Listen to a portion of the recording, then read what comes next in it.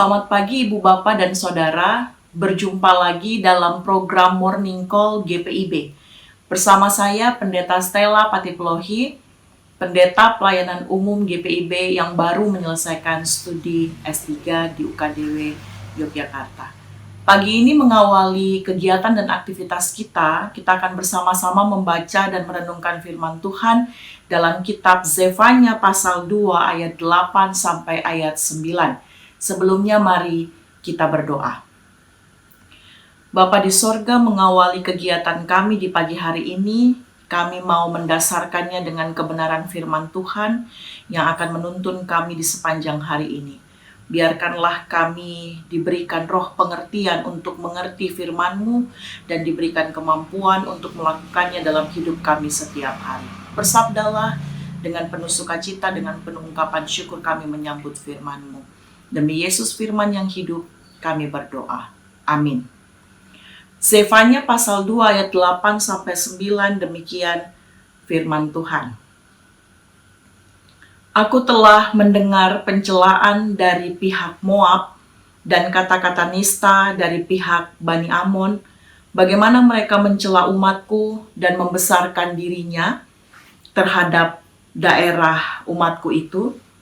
Sebab itu demi aku yang hidup, demikianlah firman Tuhan, semesta alam Allah Israel, maka Moab akan menjadi seperti Sodom dan Bani Amon seperti Gomora, yakni menjadi padang, jejuru, dan tempat penggalian garam, dan tempat sunyi sepi sampai selama-lamanya. Sisa-sisa umatku akan menjarah mereka, dan masih tinggal dari bangsaku itu akan memiliki mereka sebagai warisan. Demikian firman Tuhan. Ibu Bapak dan Saudara, ada seorang filsuf Prancis bernama Jean-Paul Sartre. Ia pernah berkata, orang lain adalah neraka.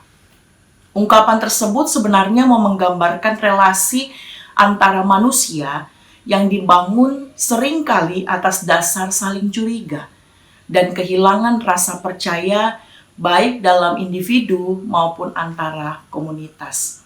Akibatnya apa? Akibatnya yang ditimbulkan jelas adalah situasi hidup tanpa kedamaian karena yang terjadi hanyalah curiga, buruk sangka terhadap orang lain.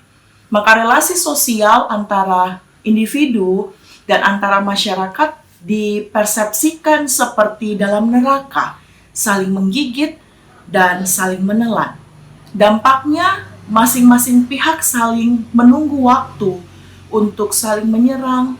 Lingkaran kekerasan pun akan terjadi di mana-mana dan itu dianggap sebagai sesuatu yang biasa dan wajar karena sekali lagi pandangan Paul Sartre mengatakan bahwa orang lain neraka. Nah, Ibu Bapak dan Saudara, gambaran di atas jelas bahwa dalam bacaan ini di sisi silsilah bangsa-bangsa, maka bangsa Amon dan Moab bukanlah orang asing, apalagi musuh. Mereka satu nenek moyang dengan orang Israel. Mereka adalah termasuk keturunan Abraham. Tetapi mereka terpisah, terasing satu dengan yang lain.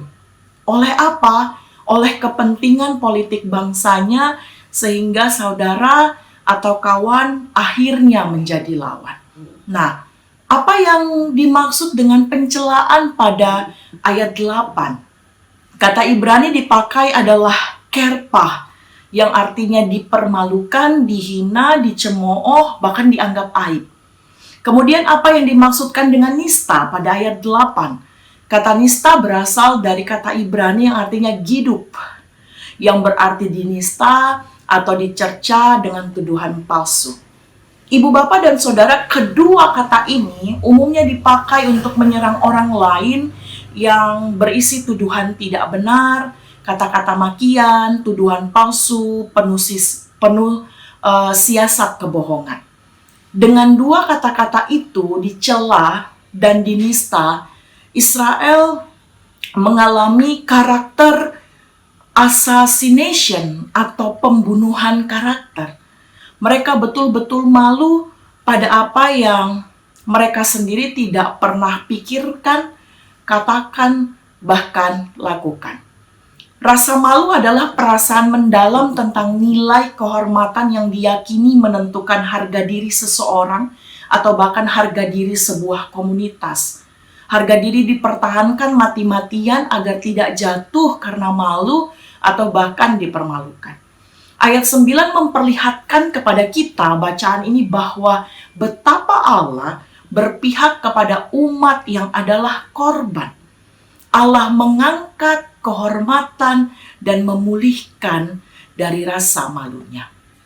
Nah, Ibu Bapak dan Saudara, firman Tuhan pagi hari ini mengajak kita pada refleksi.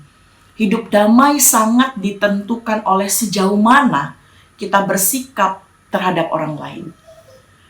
Jika orang lain adalah neraka, maka kita bisa bayangkan bagaimana akhirnya kita akan bersikap.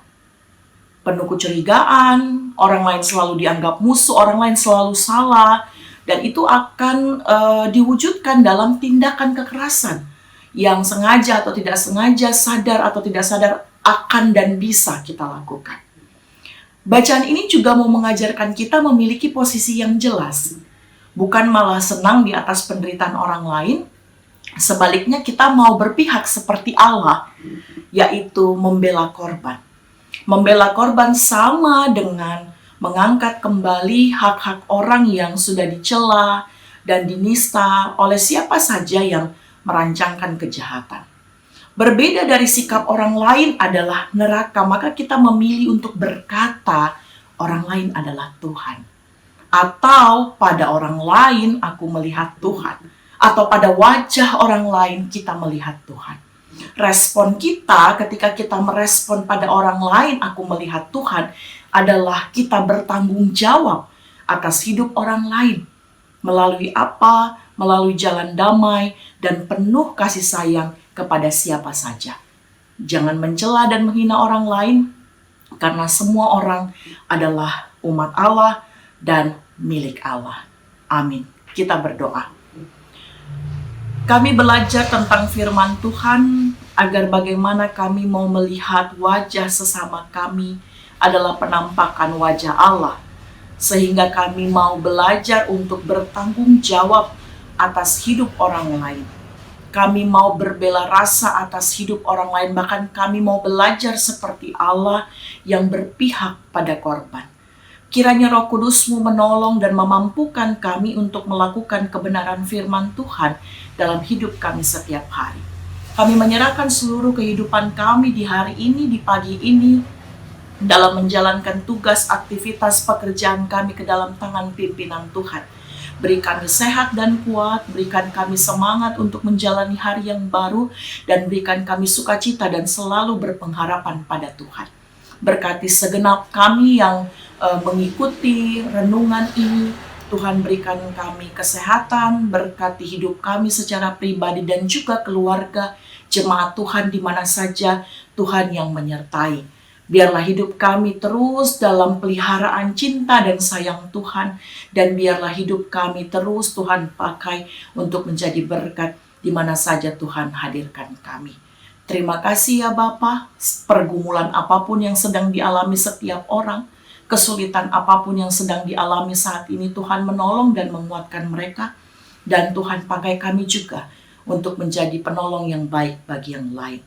Ampunkan dosa dan salah kami, layakkan kami. Di dalam nama Tuhan Yesus, kami berdoa dan mengucap syukur. Amin.